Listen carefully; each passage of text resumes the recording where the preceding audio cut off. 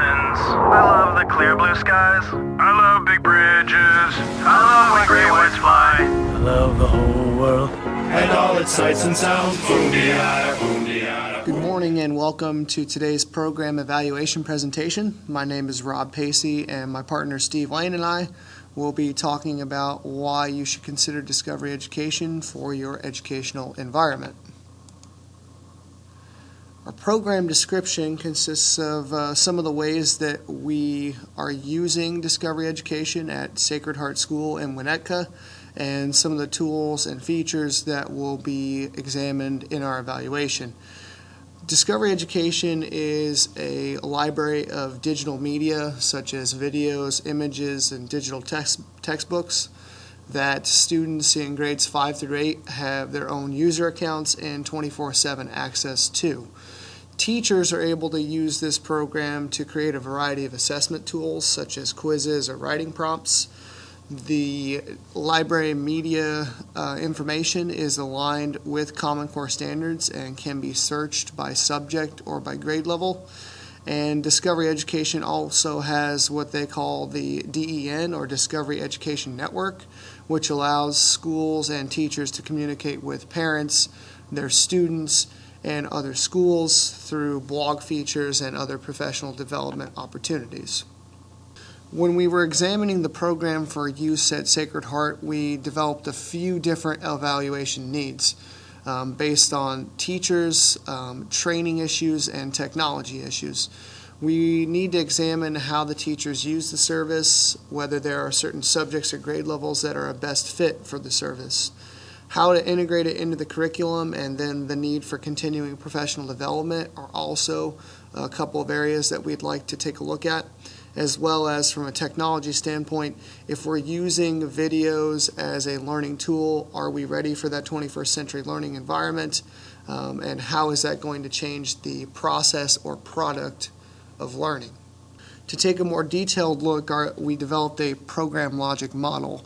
A program logic model, as you can see, is basically a flow chart that helps us analyze the resources that we have, along with the activities that we plan to conduct, the outputs that we want students to produce, and what those outcomes will look like from a learning standpoint and also a school-wide impact standpoint.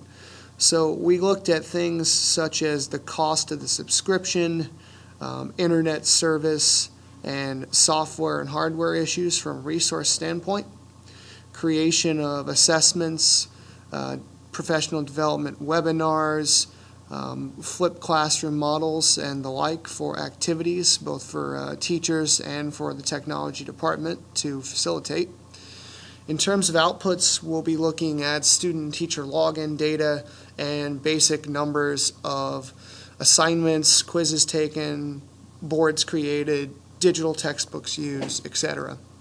The outcomes that we're looking for in terms of a program logic model and the evaluation of it, we'd like to see an increase in the percentage of students that are using it, an increased number of teachers participating in professional development, and then also some change in behavior or attitudes towards the program on the teacher standpoint, and we'll have lots of different evaluation tools to take a look at that.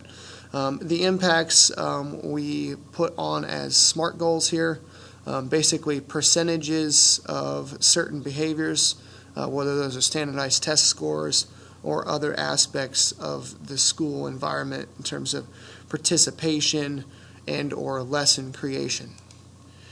The last thing that I'll take a look at, and then I'll hand it off to Steve, is our stakeholder checklist.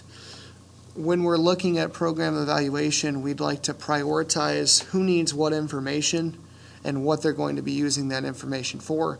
So as you can see, Sacred Heart is part of the Archdiocese of Chicago as a private Catholic school, and then we go from that top and work our way down towards our three priority groups, which would be teachers, students, and the administrative team. There are some other components such as parents, parent-teacher organization, and church members, but our primary focus is on the folks in the middle range of this chart who are making operational decisions, providing input to evaluation, and reacting to the program as a whole. So for the evaluation purpose and questions, the purpose is to determine whether the cost of a Discovery Education's description is justified. So in all the questions that we put together for each group of stakeholders, we consolidated them and put them into how often are teachers using Discovery Education and what they're using it for. And we'll be looking at classroom observations of teachers, surveys sent to all participating faculty, and then we will be pulling user data directly from Discovery Education. And then the other question is Discovery Education worth the yearly subscription cost? So we're looking into here. We're going to use two focus groups consisting of both upper and lower grade teachers. We're going to send surveys out to the faculty who have used Discovery Education in this particular school year. And then we're going to look at surveys to send out to the students who have used Discovery Ed this year as well. So this is one of the examples of the methods that we are using to collect data for our evaluation. And this particular one is an observation report that would be used to look at a teacher in their classroom, how they're using Discovery Education in a particular lesson. It is rated on a scale from 1 to 5, 5 being the highest, and there are about 13 or 14 items that an evaluator will look at while they're watching a teacher. So for example, number 6 says Discovery Education resources communicates clearly and effectively to the level of the students. So we'll be looking at how Discovery Ed is used in each lesson and all the classrooms that the evaluator visits.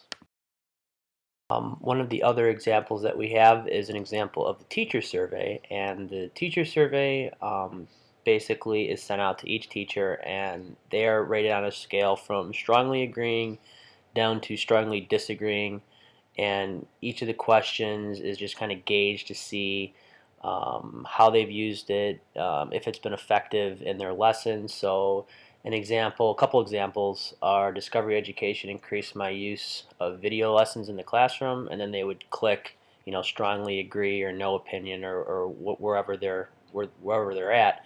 Another example is Discovery Education helped my lessons meet Common Core standards. So depending on how they feel, they will mark their opinion down, and then we can use that data to evaluate whether Discovery Education is effective or not.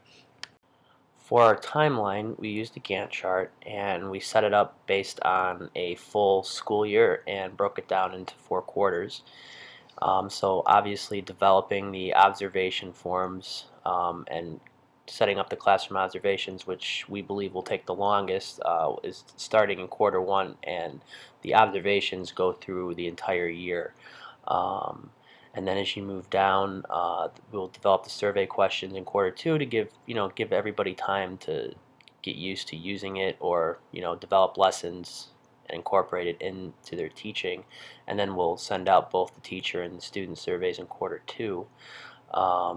And then if you go down further in the list, that's when we will develop the focus group questions and conduct the focus groups in quarter 3, and then we'll be preparing the final report in quarter 3 as well to give us time to see how everybody's using the program. And then finally in quarter 4, we will be able to present our final report with a more complete look of the entire program. Finally, we look at the budget, and we've broken down the budget into personnel costs and direct costs. So we have the evaluator costs, which is basically both personnel, and that comes out to about $1,100. And then on the right side of this, we have the direct costs, and basically we've prorated all the utility costs and internet costs and publication costs and everything that kind of would be directly involved with the budget, and that comes out to about $1,500. So the total cost of everything is about $2,600, and we believe that is money well spent, to incorporate years worth of Discovery Education use. Thank you for joining us for our Discovery Education evaluation presentation. Hope you enjoyed. Thank you very much. I